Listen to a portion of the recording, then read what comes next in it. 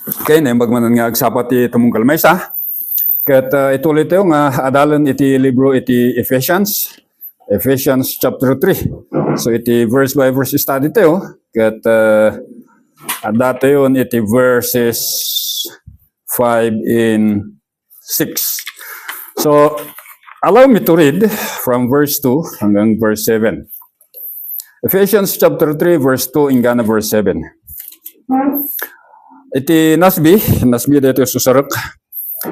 Ket kunana dito, if indeed you have heard of the stewardship of God's grace which was given to me for you, that by revelation there was made known to me the mystery as I wrote before in brief.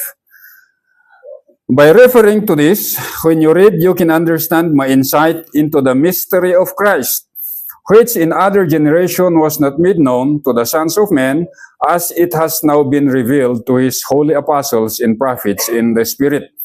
To be specific, that the Gentiles are fellow heirs and fellow members of the body and fellow partakers of the promise in Christ Jesus through the gospel, of which I was made a minister according to the gift of God's grace, which was given to me according to the working of His power.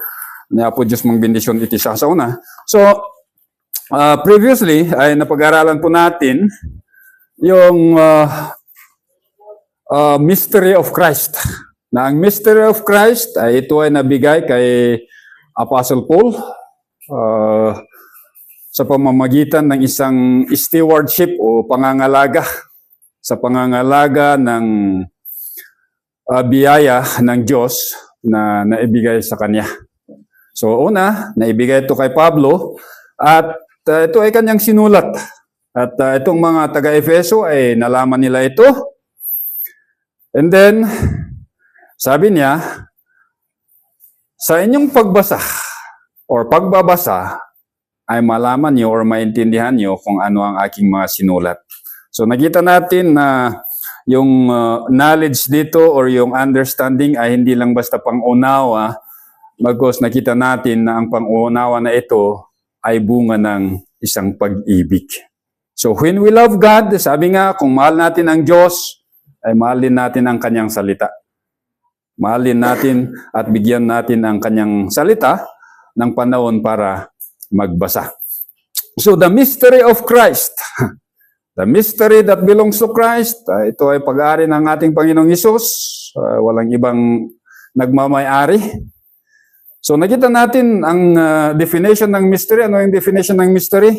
Yung katotohanan patungkol sa ating Panginoong Hesus in His church na hindi naibigay or na yung mga previous generation ay hindi nila nalaman or it was not revealed to them. So, this mystery of Christ, nakita po natin na hindi po natin basta-basta maintindihan ito.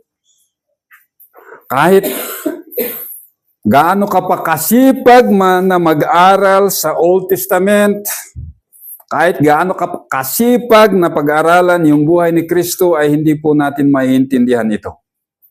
It can only be known and understand through divine revelation. At ang divine revelation na ito, with regards to the mystery of Christ, ay una, nabigay kay Pablo.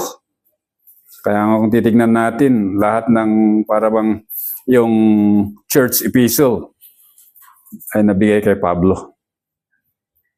And then, secondarily, sa mga apostles at saka mga propeta. So, nakita natin, ano ba itong mystery of Christ?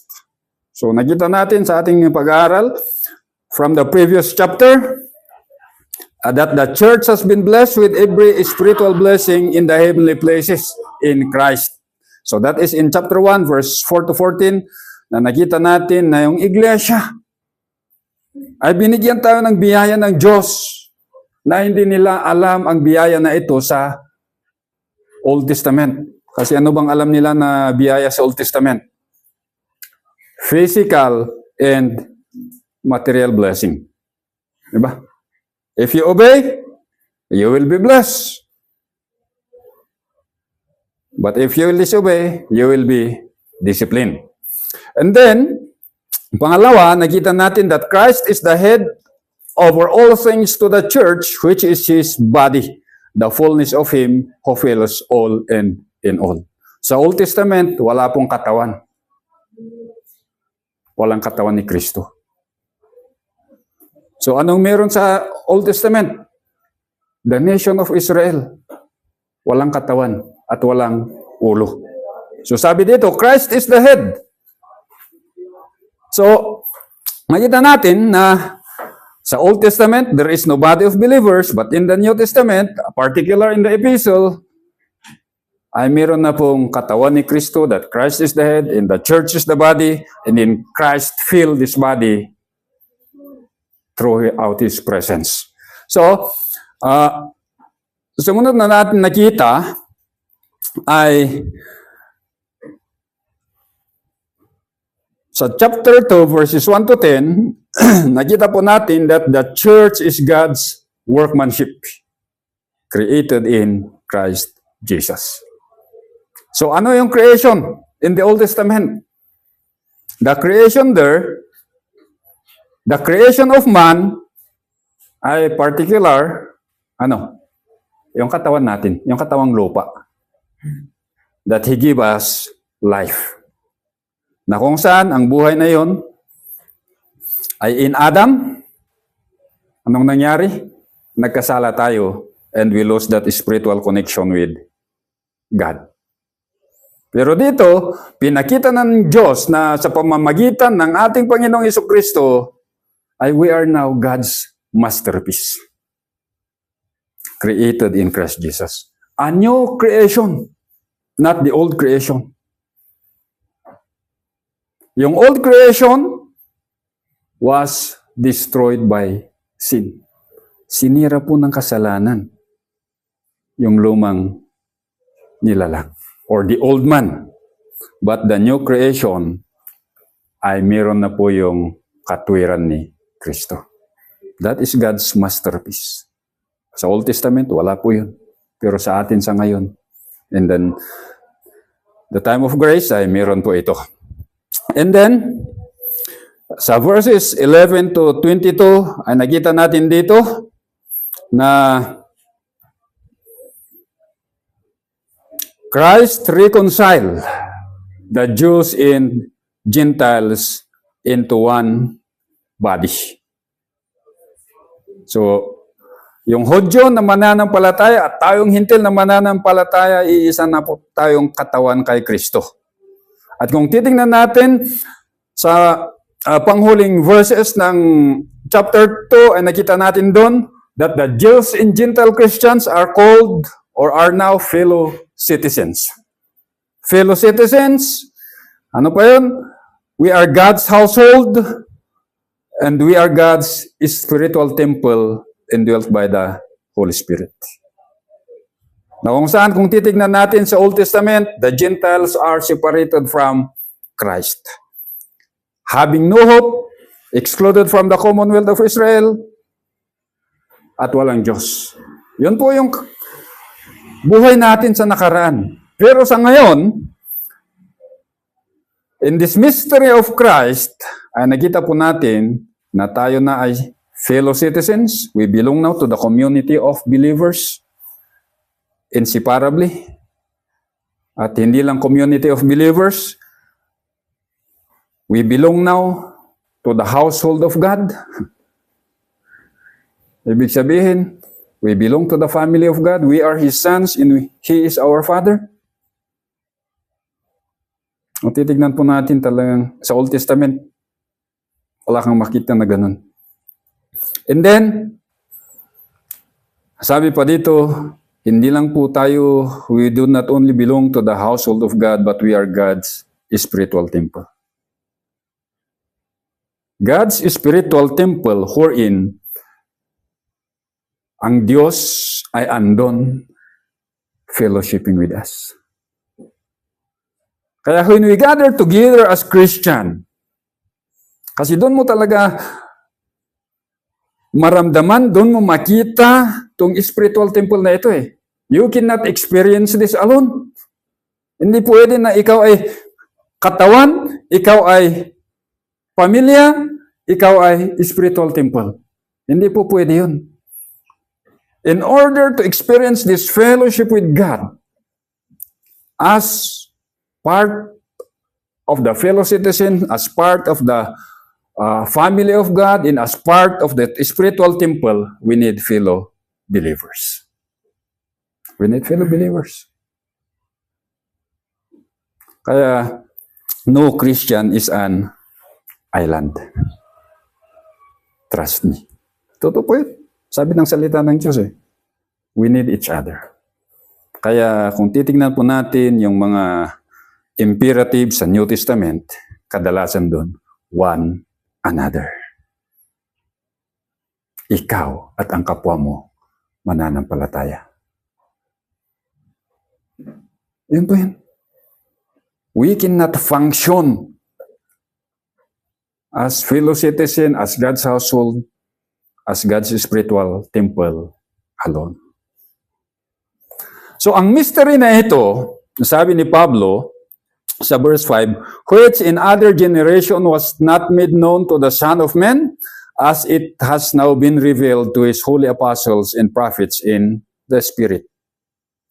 So yung mystery na ito, sabi niya, ito ay hindi naipakita, hindi naipaalam, or whatever, nakatago to sa nakaraan na generasyon. So sabi niya, which in other generation, na ito, it was, kung titignan natin, it refers to the Old Testament. Sabi niya, this mystery of Christ was not made known to them. Hindi nila alam ito. Bagamat meron yung parabang hint that the Jews will become allied to the Gentiles sa Isaiah, pero yung talagang direct revelation that the Jews and Gentiles will become one body, wala po yun. Hindi po nila alam. Kaya nga, ewan ko kung si Peter ata yun na sumulat na the prophets of the Old Testament time longs to know kung ano yung mangyayari kung darating si Christ. But it was not given to them. Kanino naibigay? Sa atin. Kaya mapalad po tayo Kasi ngayon alam natin through the revealed scripture. Hindi po personal revelation. Kasi andito na to. God's revelation. So, kung titignan natin, yung Greek absolute negation na ok, yung not, talaga na absolute negation, ibig sabihin, the revelation about the mystery of Christ ay talagang hindi po ito na ipaalam kanino man sa Old Testament. Kasi yung words dito na nagamit, sabi dito, which in other generations, that generation in the Old Testament times, it was not absolutely made known to the sons of men. So, ni kahit isa ay walang nakakaalam regarding the mystery of Christ. So, it was not made known to them. It was only revealed to the Apostle Paul and to the apostles and prophets. Kaya nga sa Colossians 1:26, nabasa natin to, Colossians 1:26, sabi doon, that is the mystery which has been hidden in past ages and generation, but has now been manifested to His saints. Sa Romans 16:25, now to Him who is able to strengthen you according to my gospel in the preaching of Jesus Christ, according to the revelation of the mystery which was kept secret for long ages. So the gospel of Christ was kept secret, sabi nga ni Apostle Paul, for the past generation.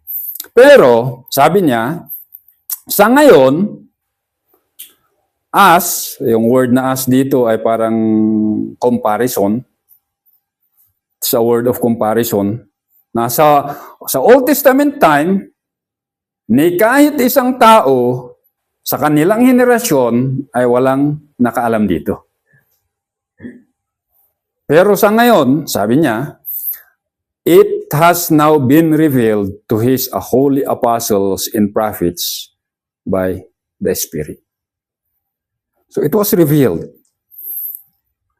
Ibig sabihin, God gave this message sa mga apostoles at mga propeta. So nakita natin, revealed, apokalupto, uncovering, unfolding, kung ano pa yung ibang definition doon. And then, nasa aoristen siya. Pag nasa aoristens ang revelation, ibig sabihin, natapos na. Wala nang susunod pa na revelation. And then, if you are one of the cessationist, ibig sabihin that the sign gifts, yung sign gifts na nabigay sa church age ay tapos na. So one of the sign gifts na nabigay doon is the office of the apostle and the prophets. So, kung titingnan natin, yung revealed na aoristens plus the cessation of the office of the prophets and apostles, ibig sabihin that God's revelation is completely done. Tapos na po ang revelasyon. Wala na pong bagong mensahe na ibibigay ng Diyos para sa iglesia. Andito na po siya sa kanyang salita. Iwan ko lang kung natulog si Kuya Eric, may bagong revelasyon sa kanya. Yun po yung mahirap eh. Doon po lumalabas yung mga kulto, yung mga false teaching. You try to research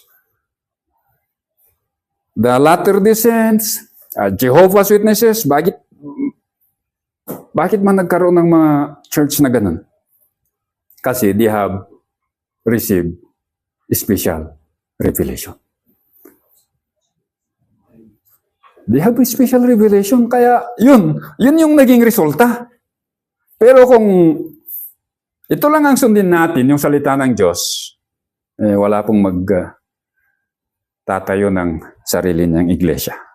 Kasi alam po natin that God's revelation is completely done. Natapos na. Talagang, kung ano ang gustong sabihin ng Diyos sa atin ay nakasulat na po dito. Kaya nga sabi ni Pastor Art, kung mananalangin ka, nasasabihin mo that God give me new revelation. Tanong daw ng Diyos sa atin, binasa mo ba ang nakasulat? Have you read what is written? However, in our generation today, we do not have revelation, but we have illumination. Ano ba kasi ang pagkakaiba ng revelation at saka illumination? In revelation, God is giving the mystery of Christ to the apostles and the prophets. Na kung saan yung mystery of Christ na ito ay hindi na ipaalam sa Old Testament times. At yun yung kanilang sinulat. At siya ang salita ng Diyos. Particular yung epistles. In illumination, dito, sa ating kapanahunan, pag binabasa po natin ang revelation ng Diyos sa mga apostles at mga prophet, ay doon binubuksan ng Diyos ang ating pangunawa para makita natin kung ano ang ibig sabihin ng kanilang mga sinulat. Yun po yung illumination. So what we have now, sa ating kapanahunan ay illumination, not revelation. Kaya sabi nga dito, it has been revealed. So revealed is aorist tense. Plus, sabi ko nga kanina,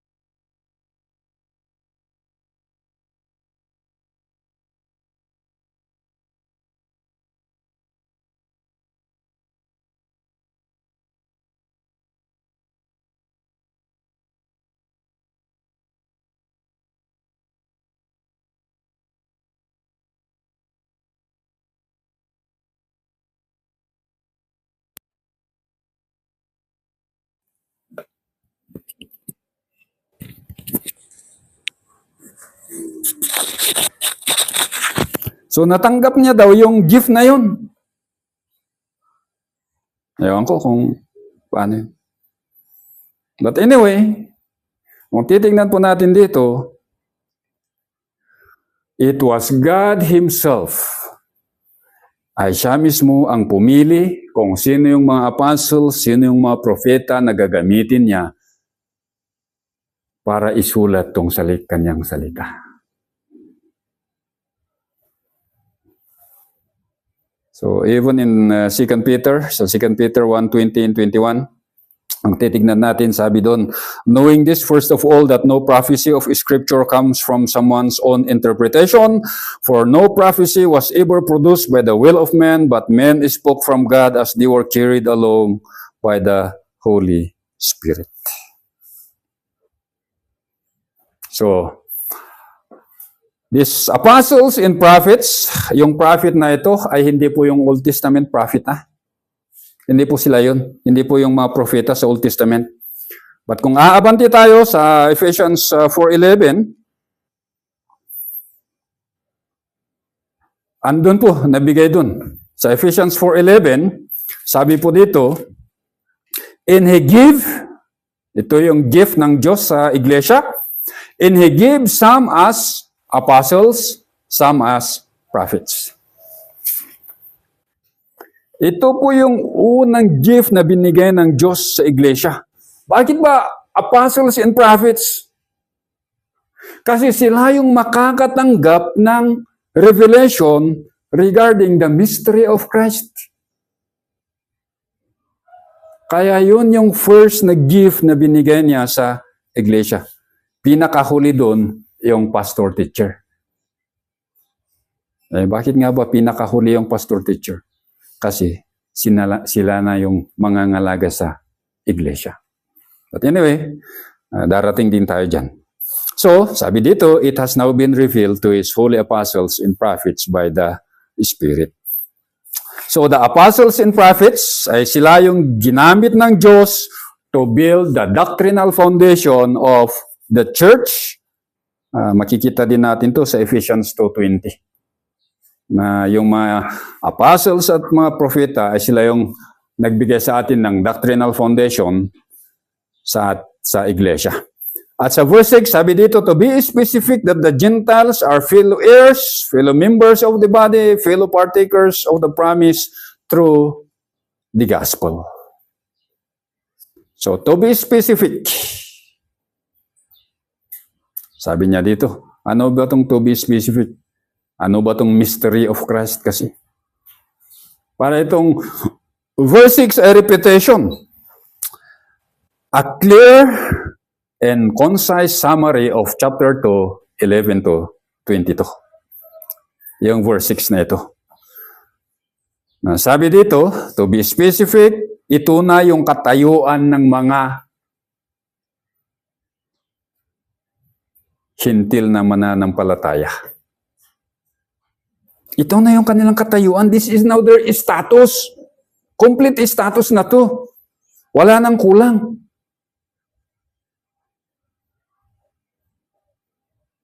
So, nakita natin na actually, yung fellow heirs, fellow members of the body, and fellow partakers all begin with the Greek prefix sons. It all begins with the Greek prefix son, na kung saan ibig sabihin with or together with. At ang Greek prefix na ito ay nagsasaad ng ideya na sinasabi na may intimacy, indissolubleness, and inseparable union. Bakit ba intimate? Bakit ba indissoluble? Bakit ba inseparable? Kasi ang Diyos ang siyang gumawa, hindi po tao. Di ba sa mga sa mga kasalan, ano ang kadalasan na nasusulat? Ti pinagtipon ti Diyos, saan nga mabalin nga pagsinaan ti tao. It's son. So, kung titignan natin, bakit kaya ginamit yung prefix na son? Na ibig sabihin, there is equal footing. Wala nang mas mataas, wala nang mas mababa. Kasi alam po natin, sino ba kasi ang mga Hudyo? Diba? Ang mga Hudyo, they have the law, they have the prophet, they have the patriarchs. Kaya sabi nila, kayong mga Hentil, mas mababa kayo kaysa sa amin. So, by using the Greek prefix son, pinapakita dito that it totally destroy the advantage possession of the Jewish Christian and the disadvantage status of the Gentile Christian. Sa paggamit ng son na ito, pinapakita that there is one spiritual unity and there is equality between these two groups of believers. Na nawala na yung animosity of the Old Testament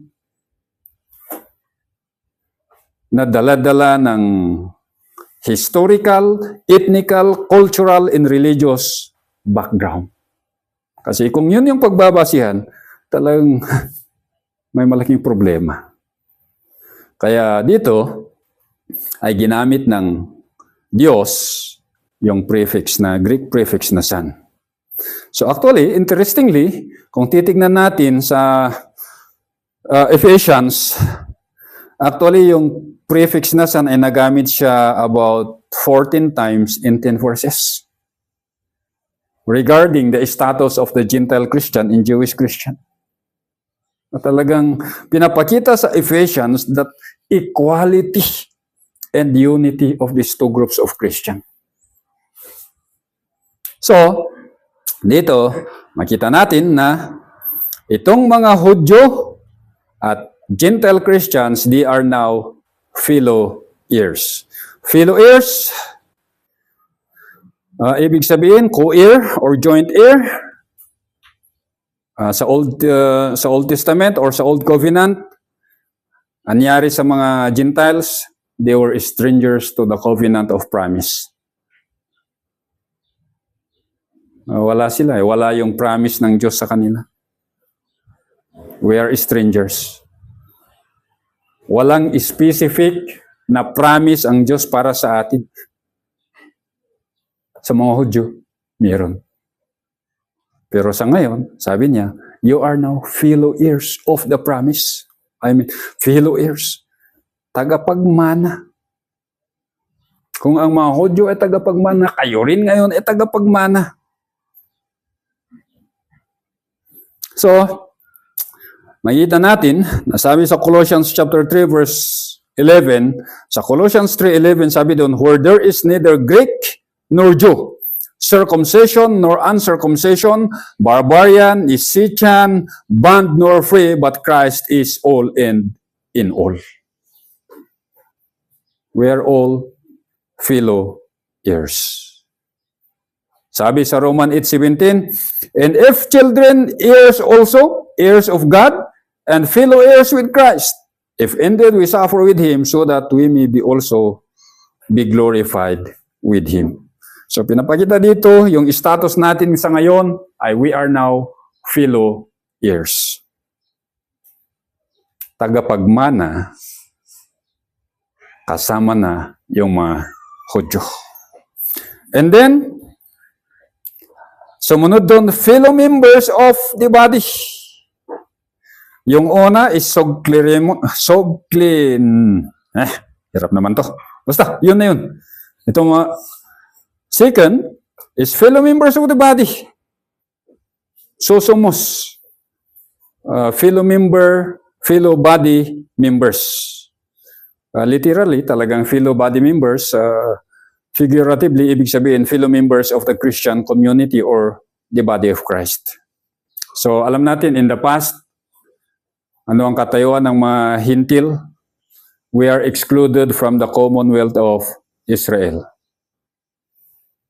Pero sa ngayon, sabi ng kanyang salita, we are now fellow members of the body. fellow member of the body, na tayo po ay mahalagang bahagi ng katawan ni Kristo. So always bear that in mind, na tayo po ay mahalagang parte ng katawan ni Kristo. No one is, ano bang proper na term na magamit? Basta, importante po tayo lahat. Kaya do not look down on your fellow members of the body. So we are now fellow members of the body of Christ. We are all a member. Kaya mahalaga ang bawat isa po sa atin. At pangatlo dito, sabi dito, fellow partakers. Fellow partakers, co-participant, joint partaker, or sharing together. We share together with the Jewish Christian. What do we share together with them? We share together with them the promise. So we share together with them this promise. Ano ba kasi itong promise na to? That we share together with the Jewish Christians. Kung babalik tayo sa Ephesians 1:13, sabi po dito, in Him, you also after listening to the message of truth, the gospel of your salvation, having also believed, you are sealed in Him with the Holy Spirit of promise. Galatians 3:14. Sa Galatians 3:14, sabi po, in order that in Christ Jesus the blessing of Abraham might come to the Gentiles, so that we would receive the promise of the Spirit through faith. So we are now fellow partakers of the promise, the Holy Spirit. So, it just meant to say na tayo po ay we have that equal footing along with the Jewish Christian. Na they have the Holy Spirit, we have the Holy Spirit.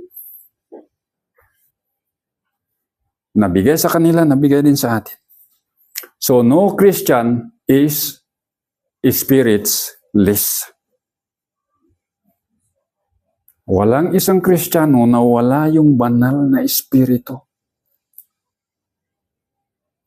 Kung ano ang nasa akin, siya din ang nasa inyo. Walang mas maraming karga. Kung yun yung proper term. Kasi nga, be filled with the Holy Spirit, sabi. Wala. Pare-parehas lang sa atin. Although siguro in maturity and in obedience, doon na siguro tayo nagkakaroon ng konting differences. Pero kung yung laman, yung nasa atin, na banal na espiritu ay pare-parehas. Kasi nga, just think about that, we are co-members of the body. So we are co-members of the body. So kung ano yung nasa isa, siya rin yung nasa isang bahagi. Kaya wala po tayong dahilan na sabihin, ni pastor lang ata, iso ti pastor, as asidog ti Diyos, kan napunpuno iti Santo Espiritu, at dapay anointing na. Hindi po ganun mga kapatid Kasi we all share. We are fellow partakers. Kaya we are sharing together yung banal na Espiritu.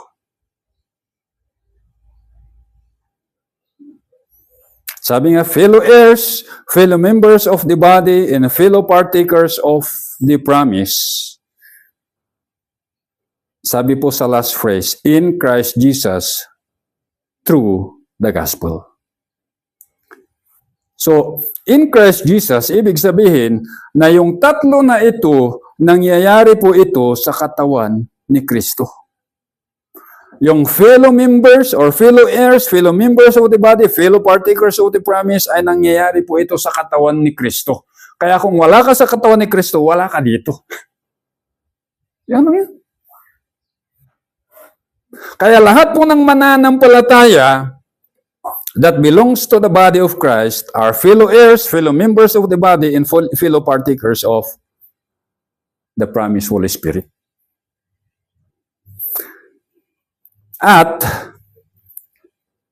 naibigay ito sa atin sa pamamagitan ng Ebanghelyo. So when the gospel was preached to us, we believe in the person and the finished work of our Lord Jesus Christ. Ayun na. Nangyari po ito sa atin. Bagamat in God's eyes, in eternity past, nangyari na.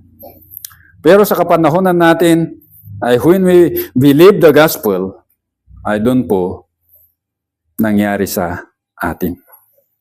Kaya, be encouraged, mga kapatid, that we are fellow heirs, fellow members of the body, and fellow partakers of the promise, the Holy Spirit.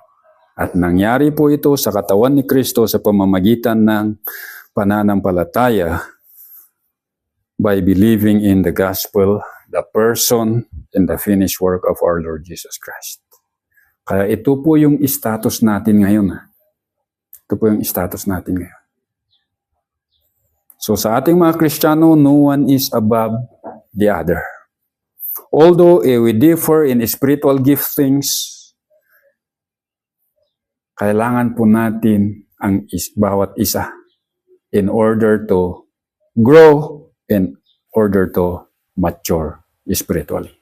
Kaya this should serve as an encouragement for us to continually do. Kung ano man yung spiritual gifts na nabigay sa atin ay gawin po natin na may galak, may tuwa na nanggagaling sa Diyos. Shall we pray? Father, we thank you na kami na ngayon, part of the believing Gentile Christians, our fellow heirs, fellow members of the body, and fellow partakers of the promise Holy Spirit. Kami po, Ama, ay nagpapasalamat na sa nakaraan ay ang buhay po namin ay walang silbi. Walang pag-asa, walang Kristo, walang Diyos, walang promise. But ngayon, Ama, we have a totally different status through the person and the finished work of our Lord Jesus Christ. Nawa, Ama, makita namin to, maintindihan namin, ibigin namin, at ipamuhay namin bilang isang mananampalataya. At dalangin ko po, Ama, na as part of members of the body, ay ma-encourage po kami to do our parts, to do our kung ano man yung binigay niyo na gifts sa bawat isa sa amin para ang kapwa namin mananampalataya ay ma-encourage, they will be lifted up to continue on serving you while we are here on this earth. Kayo po ang mapuri sa umagang ito at lahat po ito ay dalangin namin sa pangalan ng aming Panginoong Hesus at Tagapagligtas. Amen.